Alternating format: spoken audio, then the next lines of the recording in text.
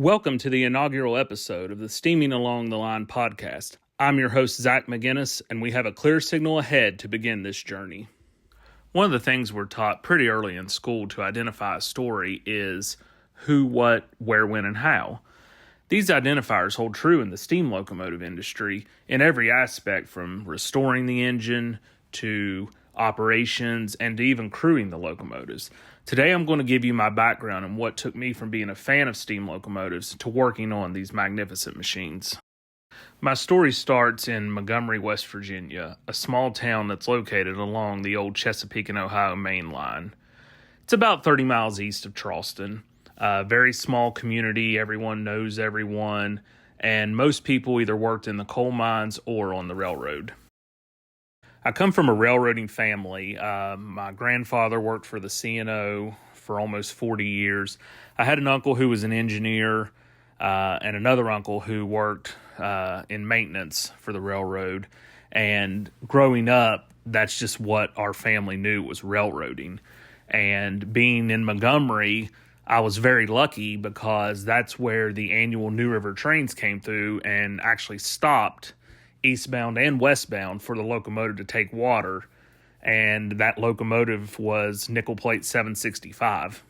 Tom and Liz Stevens, who were with the 765 from its early restoration, became friends with my grandfather and would let us ride some and always chat with us when the engine was sitting in town. Tom was one of the engineers on the 765, and I'll never forget, it was 1992.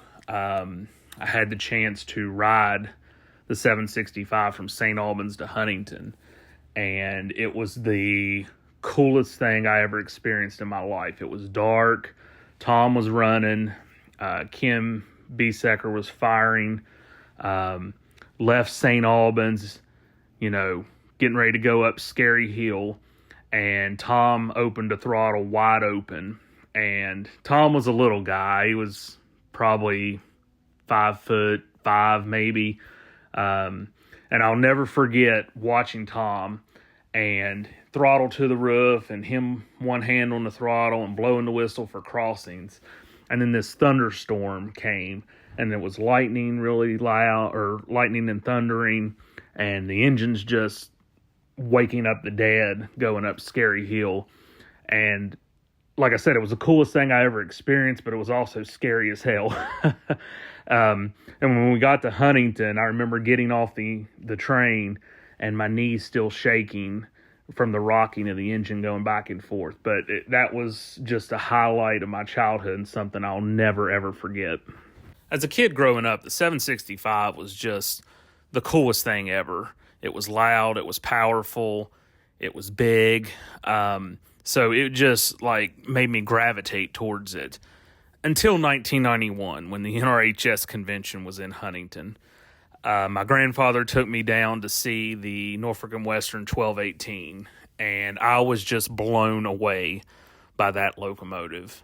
I was lucky enough to go up in the cab of the 1218, and the fireman showing me around, who I now know is Scott Merrill, giving me a history of everything and showing me how everything works. And I'll never forget, he opened the firebox door, and it just looked like an endless bed of fire. I've never seen anything like that as a kid. And it was just something that, again, it was so cool but so scary at the same time. So after the 91 convention, the 1218 has and still is my all-time favorite locomotive, as you could probably tell from our logo for the Steaming Along the Line podcast. And I always joke with everyone that the 1218 is my lottery project. So whenever I win the lottery, the 1218 will be running again for sure. So after 1994, steam quit running on the New River trips due to insurance premiums. The railroad didn't want steam anymore. The Huntington chapter still ran the New River trips, but they ran it with Amtrak equipment. And once I was old enough, I became involved with the Huntington chapter and would help them with their safety on the train, and still had the railroading bug in me. But then high school rolled along, and trains weren't cool. My friends would ask if I was going to see Thomas the Tank Engine for the weekend. So then I got involved with sports, and that just encompassed my life and kind of got away from the steam scene up until my mid-20s. I learned very quickly that college wasn't my thing after high school, so I put in with the railroad and put in with the fire department, and whichever would hire me first, I would take the job. Got hired by the fire department and loved it. Best job in the world. And one thing that worked really well with the fire department was our schedule. We were 24 on and 48 off. So basically I could take one shift off work and be off 5 days, or work 10 days a month, however you want to look at it. So it was the best job in the world, and it gave me a chance to get back into the steam industry, which I'll go into now. It was in 2007. I was in Chicago area, and the Canadian Pacific 2816 was running trips. So I thought it'd be cool to go take a ride on it. So rode from Franklin Park to Sturtevant, Wisconsin. And it was cool, seeing live steam again on the main line. And then on the way back from Sturtevant, we kind of got behind schedule and got into the commuter train schedule. So the 2816, just keeping up with the passenger schedules of the commuter trains, just unleashed speed and power like I've never seen before. And that engine was hooked up right. It sounded like a machine gun rattling, going through these little towns back to Franklin Park. And then that just really got the steam bug back in my blood and made me want to pursue it more and see what was out there again. So after the 2816 trips, I was home and I just Google searched, what happened to the 765. Like I said, I'd been out of it, wasn't keeping up with anything. And I saw that the Fort Wayne Railroad Historical Society had restored the locomotive for operation again. So I was like, man, that's awesome. That was my childhood engine. I loved it. So I just looked into how to get involved with it. Became a member of the Fort Wayne Railroad Historical Society and started volunteering with them. I would drive up once a month to Fort Wayne for a weekend and work on the locomotive and get to really get my hands dirty and learn how steam locomotives operate and how to maintain them, and became a member of the crew. And when we started running in 2009, again, I went out on the road with the engine on the crew. Started as a night watchman, learning how to maintain steam pressure, water in the boiler. Would service the engine some at night for the morning crew and get the engine ready for the morning crew when they came in. In 2010, we took the 765 to the Cuyahoga Valley line near Akron, Ohio. We ran a lot of trips there. It was heavier trains, so to say. A little bit of grades. So I started student firing there, and which is basically learning how to fire the locomotive over the road, maintaining adequate water, maintaining adequate steam pressure, and just keeping it all balanced.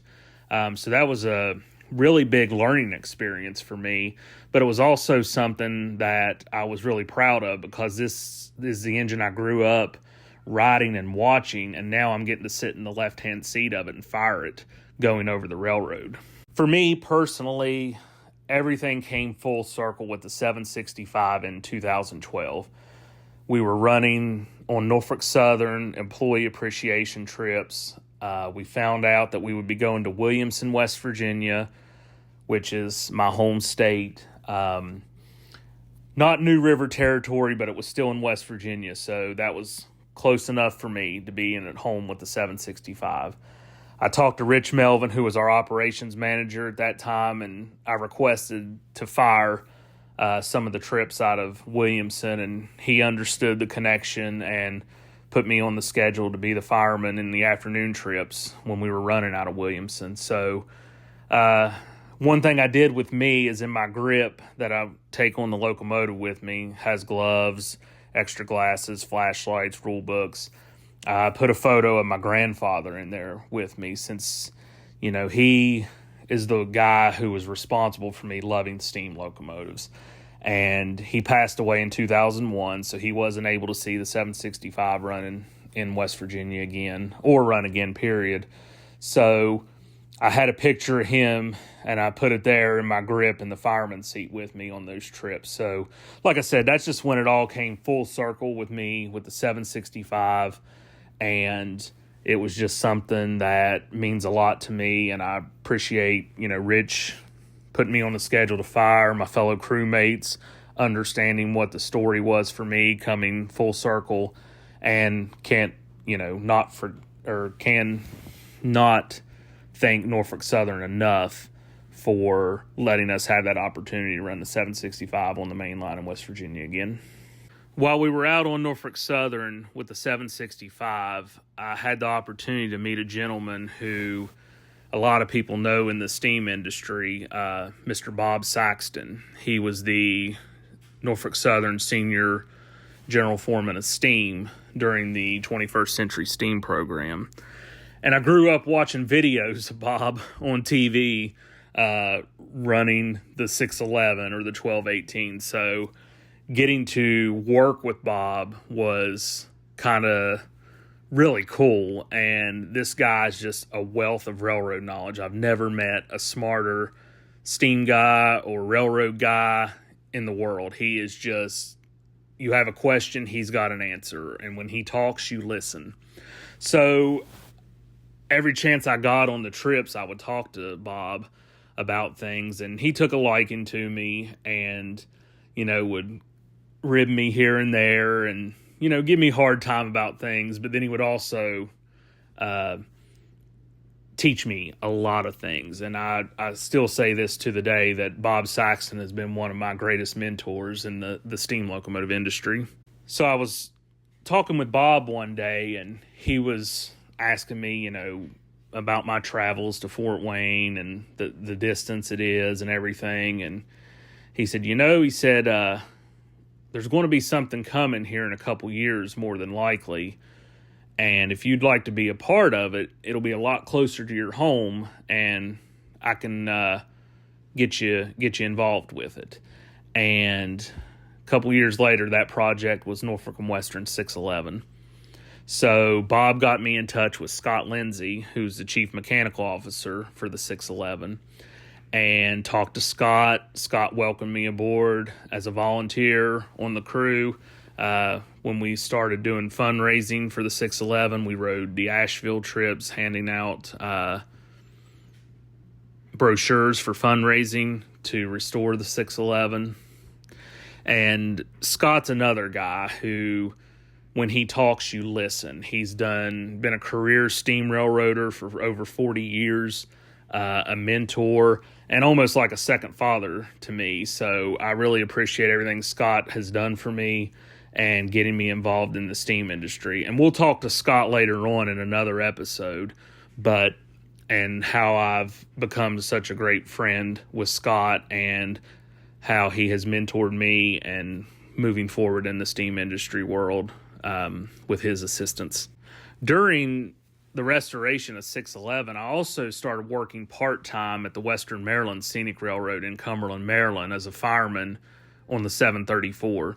734 was a 280 consolidation locomotive, and if you've never been to the Western Maryland to ride, it's a heck of a piece of railroad. It's scenic, it's level coming out of Cumberland, and then as soon as you leave Cumberland, it's all uphill to Frostburg. So that was a great experience of firing an engine going up a grade for a long, consistent period of time. The 734 was stoker fired, but to qualify on it, we had to hand fire it. So I learned to hand fire the 734, and the engine was getting towards the end of its career, and sometimes we would have problems with the stoker. So I probably actually hand fired the 734 up the mountain more than I stoker fired it. But it was a great experience to work at the Western Maryland Scenic Railroad. Had some great co-workers there that I still are friends with today. And I wish them the best of what they're doing there now under new management. They're doing some amazing things. 1309 is going again. So nothing but best wishes to the Western Maryland Scenic Railroad. We'll go back to the 611. We started restoring the locomotive at the North Carolina Transportation Museum. Due to my fire department schedule, I could come down a few days out of the month. During the restoration, we did a lot of boiler work, learned a lot about the 611, built in 1950, most modern steam locomotive ever built. And I learned very quick it's the Cadillac of steam locomotives. So got to work under Scott there. Tom Mayer, our general foreman, another great mentor. Appreciate everything Tom taught me. Gary Bensman was there assisting us. Learned a lot about boiler work from Gary. He's the if not best boiler man in the country. So yeah, worked on 611, got it restored, and in 2015 we started operating it for Norfolk Southern and the Virginia Museum of Transportation. When we were running 611 on Norfolk Southern from 2015 to 2017, I was lucky enough to do everything from being a night watchman to being one of the firemen on some of the trips. It was just unreal, the opportunity given to do that, and some of it on Norfolk Southern rail or ex-Norfolk and Western rails, where the 611 ran in regular service. I can say I've been very blessed. I got to fire the engine up Blue Ridge grade. I've got to fire it up Christiansburg, which as an N&W steam fan, that's just the icing on the cake for me. So I can't thank all of our 611 crew members for helping me do all that. And just, we had an amazing team, still have an amazing team with the 611. And I've been given opportunities that I'll never forget. During the period of operating 611, Scott Lindsay, our chief mechanical officer, he also owns his own company, Steam Operations Corporation. Scott's a contractor who goes across the country, assisting railroads, museums with their steam locomotives, everything from restoration to operations to consulting, project management. During the restoration of 611 and operations, Scott figured out my fire department schedule pretty easy. Like I said, it was pretty quick, and learn 24 on, 48 off. Take a day off, I get 5 days. So he asked if I would be interested in working for his company part time, and of course I jumped on that opportunity. So I worked and still work with Scott some, depending on his needs for the company. But I've been blessed to work on other steam locomotives that Scott has had as projects. I've got to go to Maryland. We worked on 1309 doing the boiler survey. New Hope Valley 17 tank engine near Raleigh, North Carolina. Got to do the boiler survey on U.S. Sugar 148. As well as working on some other projects. But so yeah, working part-time in the steam industry, being paid to do what I love, is just something that I'm very proud of, and I can't thank Scott and his company enough for giving me those opportunities as well. So with all that being said about me, what I want to do now is talk about the goals of the podcast and how I came up with this idea. I just really think that steam locomotives have such a following, and they mean so much to so many people nationwide. And even the history of steam locomotives in the United States that bridged this country together in 1869. I firmly believe without steam locomotives during World War II, we wouldn't have done as good as we did. So it's just, they're the closest thing to a living human being without them living. We have to feed them, clean them, maintain them. If you don't maintain them right, it's just like your body. If you don't do it right, it's going to come back and haunt you in some way. So it's just, steam is just such a cool thing.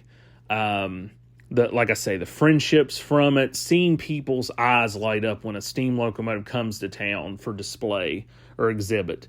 But then also seeing one, being on one, going through a town, throttle wide open, blowing the whistle for crossings, kids' eyes as big as can be, and knowing I was one of those kids one day, or back in the day, that's a part that I want to keep going for the next generation of kids.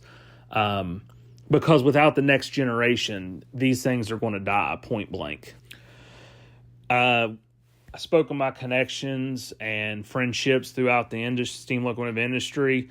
So moving forward on our podcast, we plan on interviewing some of the topmost steam experts in the country and the locomotives or experiences they have. So please follow us on Facebook and Instagram, subscribe to us on YouTube. The more people we can reach out with this podcast, the more we can teach the world what steam locomotives are. So I need your help with that. We need your help. The industry needs your help. So please follow us on all of our social media channels. Again, Facebook, Instagram, YouTube, and let's spread the word of what steam can do for everyone. I've also learned that running a podcast is not as easy as I thought it was. So it costs some things to do. If you'd like to be a sponsor for an episode on our podcast, we have that available. If you'd like to run an ad on this podcast, we have that option available. Or if you would just like to donate to keep this podcast going, we have that option available. And all of those options are available on our website, www.steamingalongtheline.com. There's links on there where you can watch our episodes as we upload them. You can sponsor an episode. You can donate to the calls. You can run an ad in an episode. So, again, check out our website, www.steamingalongtheline.com. If you do a post about us, hashtag us, Steaming Along the Line. Tag us in anything on our social media channels that you might post. We'd love to share this project with everyone nationwide, worldwide, hopefully one day. So just follow us, subscribe, tag us, look at our webpage, and let's steam along the line going forward. Again, I want to thank everyone for tuning in for this inaugural episode of Steaming Along the Line. Hope everyone enjoyed it, and we look forward to bringing you more episodes of technical content, video, never before seen video, and insight into the steam locomotive industry in our country. So again, thank you, and we hope everyone has a blessed day.